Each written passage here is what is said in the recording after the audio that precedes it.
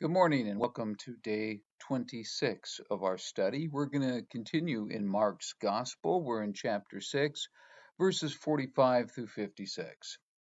The story I'm going to tell you to start, I don't know if it actually happened. I think it's one of those that if it didn't happen, it should have.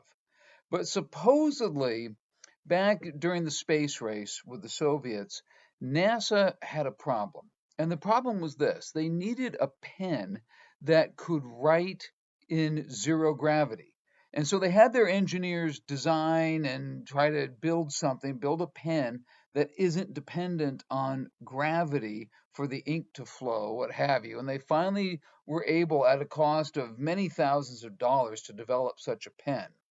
That was right about the time that they found out how the Russians solved this problem. They used a pencil. So if you were one of these engineers, if this story actually happened, if you were an engineer who worked on that project of designing a pen, it might have been a great accomplishment, but let me ask you this: was it necessary? The miracle that we're going to look at in today's story is a fantastic miracle. It's Jesus walking on the water. That's what he's known for. But was it necessary? What purpose did it serve?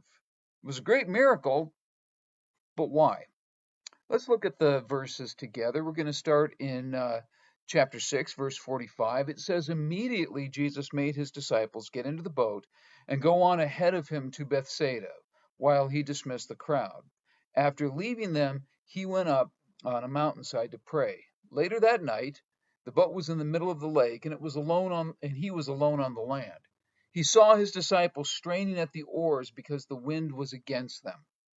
All right, now you have to remember this happened right after Jesus fed the 5,000 people. It's the end of that day. He sends them all away.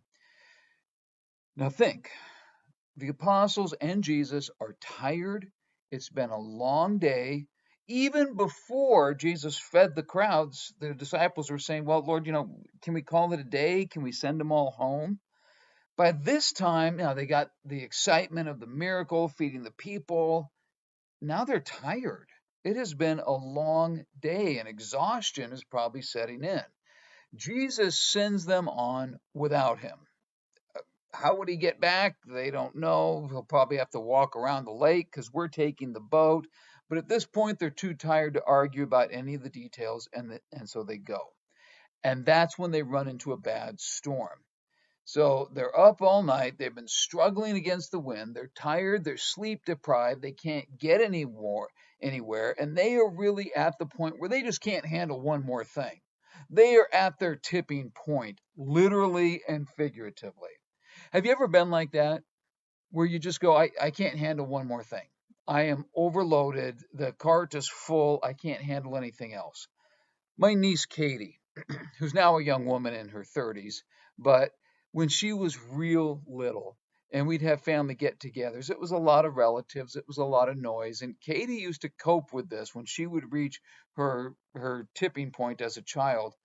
She would sit at the table and get all the cereal boxes out, and she would make herself a fort and hide behind this fort of cereal boxes just to kind of shut the world out. And I'll be honest with you, there were some family gatherings where I was kind of thinking maybe I could go for a cereal box fort. I think this is where the apostles are right now. They've had it. They can't handle any more stress, and now they are trying to survive in this storm. They don't need one more stressful thing. So what happens?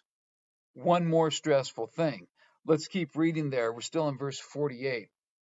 Shortly before dawn, he, Jesus, went out to them walking on the lake. He was about to pass excuse me, he was about to pass them by, but when they saw him walking on the lake, they thought he was a ghost. They cried out because they all saw him and were terrified.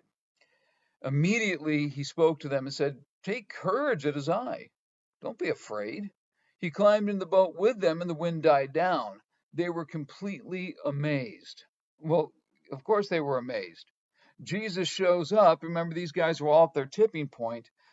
Of course they freak out. Who wouldn't? He says, "It is I."